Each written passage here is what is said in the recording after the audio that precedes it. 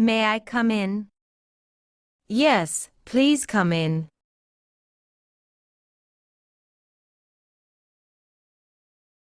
Good morning.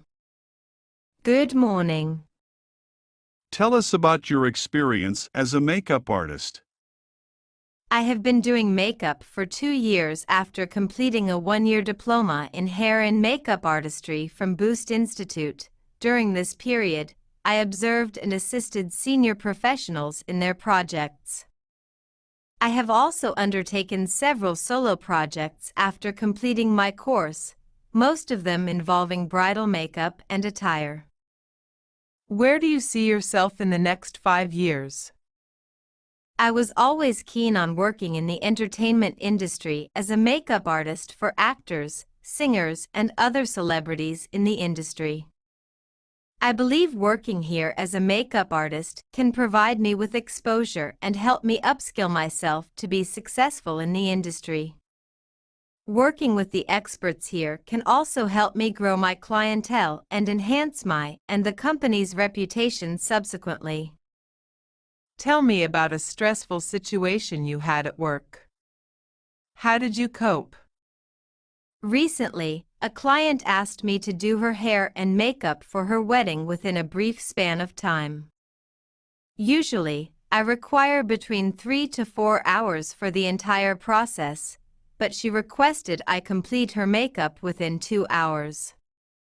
To accommodate her demands, I hired 2 more makeup experts to help me finish the work on time. I also explained to her that recruiting additional team members can stretch our budget but may help us finish well in advance. The client was happy with the solution and provided positive feedback after the wedding. Have you ever had a time when a client was unhappy with your work? One of my clients wanted my assistance before attending an office event. Instead of suggesting her skin whitening products, I opted for makeup that can complement her skin tone and help her stand out. The client, who had always used makeup to brighten her face, was unhappy with her look. Explained to her that the role of makeup is not to alter our skin tone but to accentuate the features through the use of a few cosmetic procedures. After she was back from the event, she called me to inform me that her colleagues had complimented her new look. Not only did I win back her trust, but I also received additional clients through her recommendation. If your client has only 5 minutes to do their makeup, what tips do you give them? If you have only 5 minutes to spare, wash and moisturize your skin as the first step. Next, apply sunscreen, eyeliner, and if you still have time, a lip balm or lipstick complementing your dress. That is all you require to look prepared for a day in the office or out with friends and colleagues. What do you think is the biggest challenge for makeup artists? As a makeup artist, I think the biggest challenge we face is staying up to date with changing trends and styles. Trends in the fashion industry can change frequently. This makes it important to upgrade our expertise regularly to better cater to client demands. Tell me about 3 makeup trends you like. I really like bold, dramatic eye makeup because they accentuate your entire look. This is also the reason I prefer loud lip colors because you can wear neutral or light-colored clothes and avoid any other makeup if you are wearing a dark shade of lipstick. You can use these 2 trends for events, parties, or even regular days. Finally, I also like the idea of minimal makeup to give your face a natural look. Tell me about 3 makeup trends you dislike. Over-highlighting the cheekbones is one of my least favorite makeup trends. While a little shimmer can make the face stand out, too much highlighting dulls the look. I also dislike the trend of wearing too much foundation. Excessive foundation can irritate the skin and lead to allergies or other skin problems. And lastly, a lot of clients and makeup artists also use lip plumping devices. These tools can cut off blood circulation to the lips and can lead to potential lip amputation. I do not favor trends that may be physically harmful to clients. Who is your inspiration in the beauty and makeup industry and why?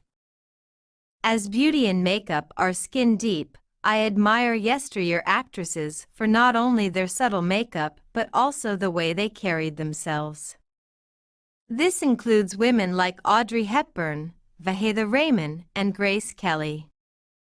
I also follow a lot of beauty influencers and runway fashion models on social media platforms to stay updated on fashion and makeup trends and learn about the latest products and preferences.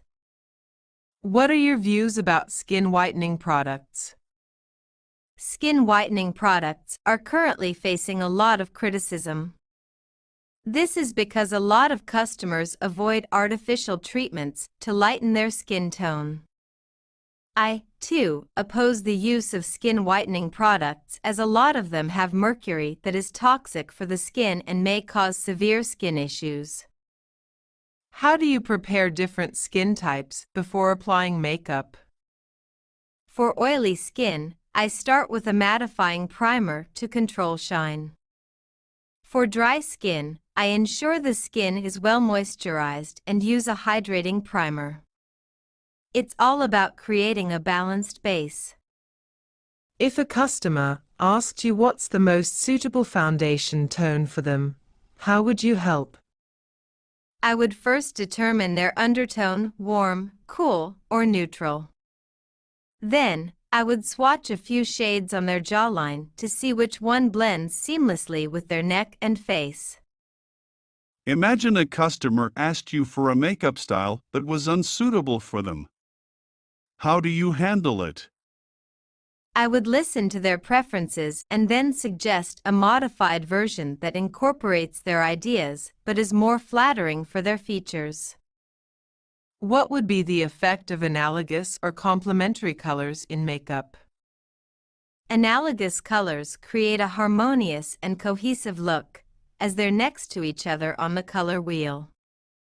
Complementary colors, being opposite on the wheel, create contrast and make each other pop when used together. Imagine you make a mistake while you apply makeup to a customer. How do you handle it? I would apologize and correct the mistake immediately. It's important to ensure the client is satisfied and feels confident with the final look. If you had to choose makeup according to lighting, how would you go about it? For natural daylight, I'd go for softer and more natural tones. For artificial or dim lighting, I might opt for slightly bolder shades to ensure the makeup stands out. Tell me about two-season makeup trends you find interesting. I have been loving the glass skin trend, which is all about a luminous and translucent complexion. Another favorite is the bold monochromatic looks using one shade for eyes, cheeks, and lips. How would you rate your knowledge of the color wheel? How about skin tones? I would rate my knowledge as expert. The color wheel is fundamental in makeup artistry, especially when customizing shades. Understanding skin tones and undertones ensures that I choose the most flattering colors for each client. Explain how to select the best lipstick for a customer or client. To choose the right red lipstick for a client or customer, I first consider their skin tone.